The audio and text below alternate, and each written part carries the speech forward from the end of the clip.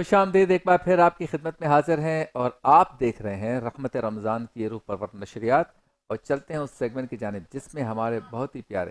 مفتی محمد اسحاق مدنی صاحب ہمارے سامنے اللہ کے نبیوں میں سے کسی ایک نبی کا تذکرہ کرتے ہیں۔ آج تذکرہ ہوگا حضرت لوط علیہ السلام کا۔ سیگمنٹ کا نام ہے نبیوں کی باتیں۔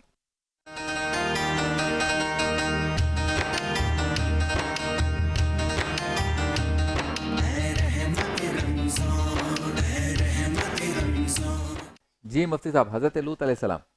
بسم اللہ الرحمن الرحیم۔ حضرت لوط علیہ السلام کا ذکر ہم کر رہے ہیں۔ حضرت لوط علیہ السلام حضرت ابراہیم علیہ السلام کے بھتیجے ہیں، اور جب حضرت ابراہیم علیہ السلام کو نار نمرود میں ڈالا گیا تھا اور باہر آپ تشریف لائے تھے، تو سب سے پہلے تصدیق کرنے والے بھی حضرت لوط علیہ السلام ہی تھے۔ اچھا، چونکہ حضرت ابراہیم علیہ السلام کے اس وقت تک نہ حضرت اسماعیل پیدا ہوئے تھے نہ حضرت اسحاق پیدا ہوئے تھے علیہ السلام، تو اس وجہ سے آپ کو اپنے اس بھتیجے سے قلبی محبت بھی تھی۔ اچھا، اور اس کے بعد جب حضرت ابراہیم علیہ السلام نے یہاں سے ہجرت کی ہے اور آپ فلسطین کی طرف گئے ہیں، تو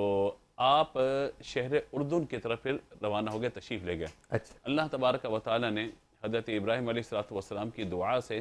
آپ کو نبوت بھی عطا فرمائی، اور شہر سدوم ایک علاقہ تھا، اس کے اطراف میں بڑی بہترین ہریالی تھی۔ اچھا، اور جس کو ہم یہ کہتے ہیں کہ ایسے خوشنما باغات، ایسی خوشنما جگہیں یا جزیرے یا سمندر یا ساحل کے جہاں پہ لوگ گھومنے پھرنے کے لیے، سیاحت کے لیے جاتے ہیں، صحیح، تو وہاں پہ لوگ بہت زیادہ جاتے تھے اس جگہ کو دیکھنے کے لیے۔ اچھا، جیسے آج کل ہمارے لوگ سوات جاتے ہیں، مری جاتے ہیں وغیرہ، جو پاکستان کے علاقے ہیں خوبصورت، اللہ ان علاقوں کی خوبصورتی میں اور اضافہ کرے، آمین، اور جو وہاں کے مقامی ہیں ان کو ان سیاحوں کی قدر کی بھی توفیق عطا فرمائے، اور ان کے لیے سہولیات بھی پیدا کریں وہ،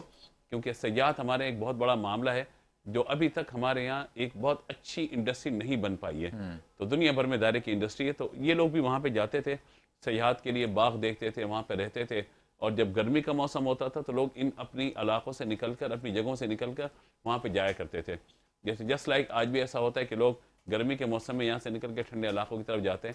تو حضرت لوط علیہ السلام نے وہاں پر اپنی قوم کو نصیحت فرمائی، انہیں اللہ کی طرف دعوت دی، تو ان کے کوئی 33 اعمال تھے جن کا ذکر آیا۔ اچھا، اور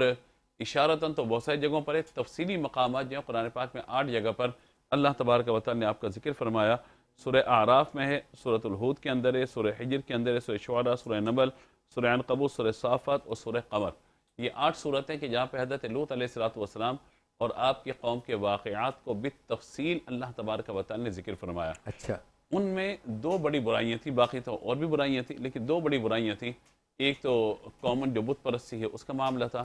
دوسرا یہ تھا کہ ان کے یہاں ایک عمل لوط تھا۔ عمل لوط کی مراد یہ ہے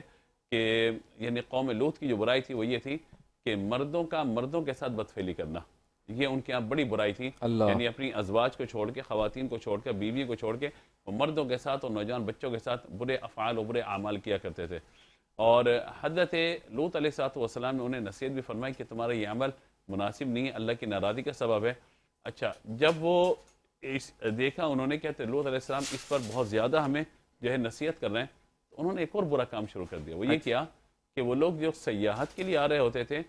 ان کو پہلے آنے کا موقع دے، وہ جب آ جاتے تو جہاں وہ قیام پذیر ہوتے تھے ان کی قیام گاہوں میں جاتے تھے، ان کا مال لوٹ لیتے تھے اور انہی کے ساتھ برا فعل شروع کر دیتے تھے۔ یعنی گویا کہ جو آبادی بستی سے ہٹ کے تھوڑا سا سائٹ پہ جو ان کے لیے سیاحت خانوں کے اندر مکانات بنے ہوئے تھے، وہاں پہ انہیں ایک کام شروع کر دیا۔